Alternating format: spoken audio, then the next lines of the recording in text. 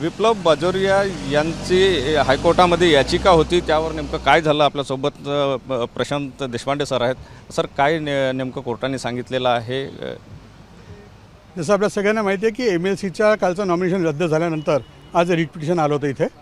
ते असताना त्यांच्यातर्फेही आर्ग्युमेंट झाले, म्हणजे विप्लवतर्फेही, आणि बाकीचे कॅन्डिडेट्स होते तिघजणं, त्या तिघांतर्फे आर्ग्युमेंट्स या कोर्टासमोर झालेले आहेत. त्यांचं म्हणणं असं होतं की कालचा जो फॉर्मचं रिजेक्शन आहे दॅट वॉज रॉंग. त्याच्यावेळी त्यांनी ते करायला हवं होतं, चेकलिस्टनुसार ते बरोबर असायला हवं होतं. आमच्या ॲडव्होकेट्सचं म्हणणं असं होतं की हा जो इश्यू आहे हा रीटमध्ये नाही तर ह्याच्याऐवजी इलेक्शन पिटिशन व्हायला हवं होतं. असं दोन्ही बाजूचा जेव्हा युक्तिवाद झाला त्यानंतर ऑनरेबल हायकोर्टाने असं सांगितलं की court is not incline to grant interim relief which is sought. आता इंटरिम रिलीफ म्हणजे काय, तर त्यांनी असं म्हटलं होतं की आम्हाला या इलेक्शन प्रोसेसमध्ये पार्टिसिपेट होऊ द्या आणि नंतर जो फायनल ऑर्डर होईल, फायनल वर्डिक्ट येईल, ते आमच्यावर बाइंडिंग राहील.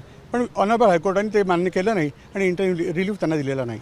आता बाजोरिया यांच्यासमोर काय नेमकं पर्याय? कायदेशीरदृष्ट्या विचार केला तर बाजूयांकडे ह्या ऑर्डरच्या विरुद्ध फक्त सुप्रीम कोर्ट हा एकमेव उपाय दिसतो आहे. कोर्टाने म्हटलेलं आहे की याच्यावर सुनवाई होईल. मग ही सुनवाई जी आहे ते नंतर कसं आहे, हे रीट पिटिशन एक डिटेलमध्ये आलं होतं की कालची जी प्रोसेस आहे ती चूक आहे किंवा त्यातलं जे रिजेक्शन आहे ते चूक आहे.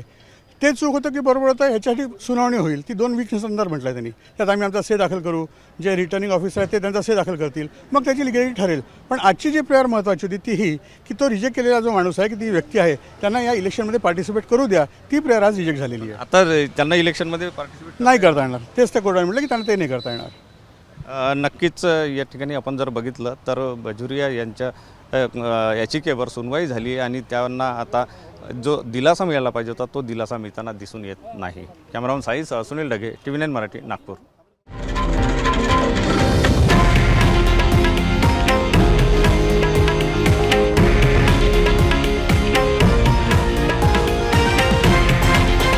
हे आहे देशातील नंबर 1 न्यूज नेटवर्क आणि आपण पाहत आहात TV9 मराठी, एकमेव.